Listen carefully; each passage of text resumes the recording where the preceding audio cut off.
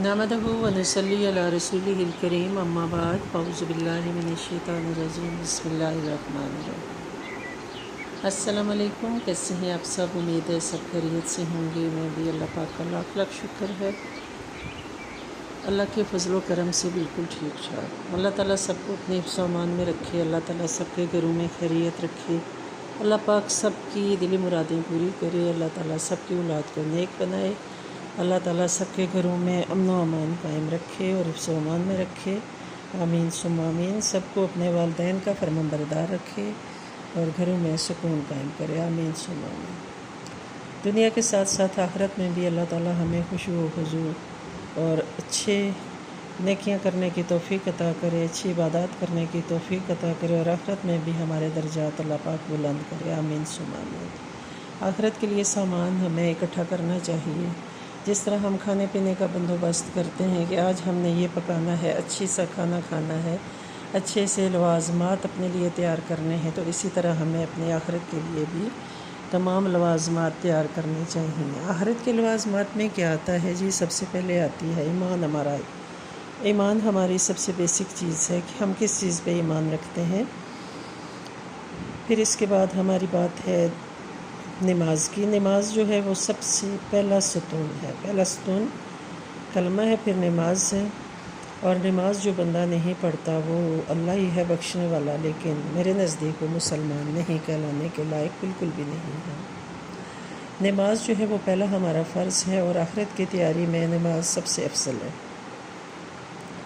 नमाज के बाद आता है कुरान पाक। कुरान पाक की तिलावत करना हम पर फ़र्ज़ है, वाजिब नहीं है बल्कि फ़र्ज़ है, क्योंकि जब तक हम कुरान पाक की तिलावत नहीं करेंगे हमें नहीं पता चलता कि इस किताब में क्या लिखा हुआ है। इसको समझना चाहिए। सिर्फ तिलावत करना ही फ़र्ज़ नहीं बल्कि इसको समझ के पढ़ना और फिर उस पर अमल करना। इसी तरह नमाज जो है वो जब हम 5 वक्त अल्लाह ताला के सामने सरबसजूद होते हैं तो ये शुक्र अदा करने का बेहतरीन ज़रिया है। मुहर्रम हो गया मेरे प्यारे बहन भाइयों ख़त्म और अब आ गया है सफ़र। सफ़र जो है ये भी एक मुश्किल तरीन वक्त था इमाम हुसैन अलैहिस्सलाम और उनके ख़ानदान पर। इमाम हुसैन अलैहिस्सलाम तो शहीद हो गए थे, लेकिन जो बाकी बच गए थे उनके लिए ये बहुत बड़ा आजमाइश का महीना था और बहुत ही बड़ा अलम का महीना था। अलम अलिफ लाम मीम वाला है। अलम का मतलब होता है दुख, तकलीफ़, मुसीबत। तो स्वाद फे वाला जो सफ़र है इसका मतलब भी होता है मुसीबत। हम नहीं समझते सीन फे वाला सफ़र नहीं है जो हम ट्रैवलिंग करते हैं, बल्कि स्वाद फे वाला है। तो पुराने वक्तों की किताबों से पता चलता है, या बहुत जो बुज़ुर्ग थे वो ये बताते थे कि इस महीने में 100 जो हमारी पूरी ज़िंदगी में बलाएँ आती हैं, मुसीबतें आती हैं, तकलीफ़ें आती हैं, उनमें 70% जो हैं वो इस महीने में नाज़िल होती हैं।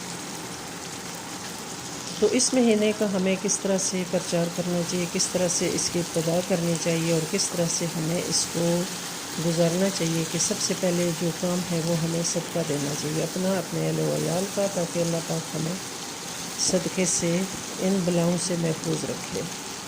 सदका ऐसा अमल है, सदका आपका बेहतरीन ऐसा ज़रिया है कि जो आपको दुखों तकलीफ़ों से निजात दिलाता है।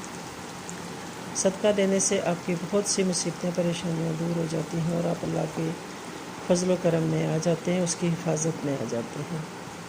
तो जब सफ़र का महीना शुरू होता है तो उससे पहले 4 नवाफिल, यानी आज की रात हमें 4 नवाफिल मगरिब की नमाज के साथ या इशा की नमाज के साथ लाजमी पढ़ने चाहिए और अल्लाह ताला से सरबसजूद होकर दुआ करनी चाहिए कि अल्लाह ताला हमें आने वाली हर आफत, हर बला से महफूज रखे और ऐसी आजमाइशों से बचाए जिन पे हम पूरा ना उतर सकें।